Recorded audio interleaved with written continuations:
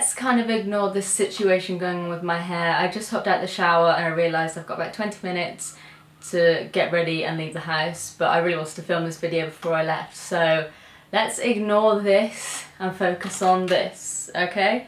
So today I've got a Fragrance Direct tool. I picked up a few things on there a while ago and thought I'd do a couple of first impressions. I haven't opened any of these yet, so I've been waiting to film this and I really want to get stuck in with some of the products, but I thought I can't open it and use it without letting you guys know what it's like first, so I'm just going to go straight in. So the first thing I got was this Elemis Herbal Lavender Repair Mask, and I love lavender, I love all of those sort of things, and I'm a big fan of Elemis.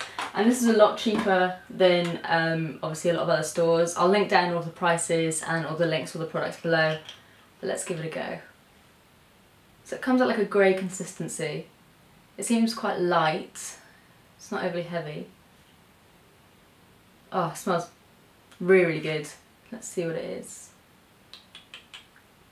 Dull, sallow and congested complexions, tingling sensation. You apply it to face and neck, leave it on to 10 to 15 minutes and then remove with warm water. So nice and easy mask that I won't have to worry about. I'm starting to feel the tingles now and it's quite minty and fresh. It's not painful in any way, it just feels quite cooling and minty. So this sounds like a winner to me, but obviously I'll let you know in due course. Next is the L'Oreal Universal Glow Beautifier, and I picked this up on a whim. I'm not really sure what it does. It's like an orangey colour. I think it's meant to basically tone complexion. I'm not really sure. Let's have a look. Tiny little splodge.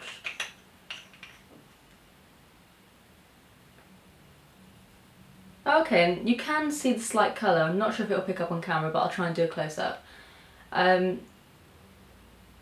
Doesn't really smell of anything, but it does just make everything look a little bit more glowy. I guess this is essentially like a really, really sheer tinted moisturiser, or tinted product anyway, and it does just give you a nice glow by the looks of things. It doesn't feel moisturising, it doesn't feel dry or sticky, and L'Oreal are quite a good brand anyway obviously, so yeah, I look forward to using this and I love a dewy complexion. Next I have the Redken All Soft Argan 6 oil, so basically an argan oil by Redken.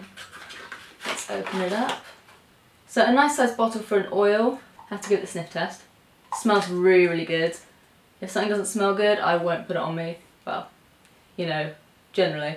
I thought it was going to come out like a spray, but it is almost like a gloopy oil. I'm going to have the world's most moisturised hand in a minute. It doesn't feel too heavy. It felt kind of heavy at first, which I was a bit worried about when I was putting it on my hand. I was thinking I was going to end up with grease hand. But it's sinking in quite well. There is just like a slight oily residue to it, but it's not really oily. So for hair and for dry ends, that sort of thing, I'd imagine this would work really, really well. Redken are normally a great brand, obviously, for hair products, so I trust them completely, but maybe this will replace my Mythic oil, who knows. Next is the Maybelline Fit Me Foundation in the shade 115. I'm not sure if it has a name. 115 Ivory. I think this will be a little bit too pale for me, but I'd rather go pale than too dark. And let's see how it looks on skin. It looks a lot like the beautifier actually. Okay, so it feels kind of thick, which I wasn't really expecting. It seems quite heavy coverage. And it's definitely more pinky toned than yellow or than neutral, but it gives quite a nice finish. It doesn't look caked or anything, but it does give quite a high coverage. Again, doesn't smell of anything. But I've heard a lot of good things about this foundation. Obviously I'll have to give it a test run, but from swatching it on my hand looks okay, so I'm looking forward to trying this out, and even if it is too light I can always use it as like a contour or something, and plus it's always better to have a light and dark foundation just so you can mix them together depending on the seasons. Next I have the Max Factor Masterpiece High Definition Mascara in black, and I've tried this before so I know exactly what it's like. Yeah, exactly how I remember it. It's a plastic wand, really, really tiny, and it gets into your lashes so nicely. A really natural look, not too clumpy, lasts a really long time, and this is one of my favourite mascaras growing up, so I thought I'd pick it up again just to see how it was with me now. And by the looks of things, it hasn't changed, so I'm really looking forward to using this again, and I'm basically just out of a few of my favourite mascaras, so this one came just in time. And finally is this C by Chloe perfume. I think it's the C by Chloe Eau Fresh. It's an eau de toilette. Ooh. Oh, that's really nice. I normally go for quite powdery fragrances, but this is really kind of fruity and floral at the same time. I'm not sure of the exact notes of the perfume, so I might link that down below.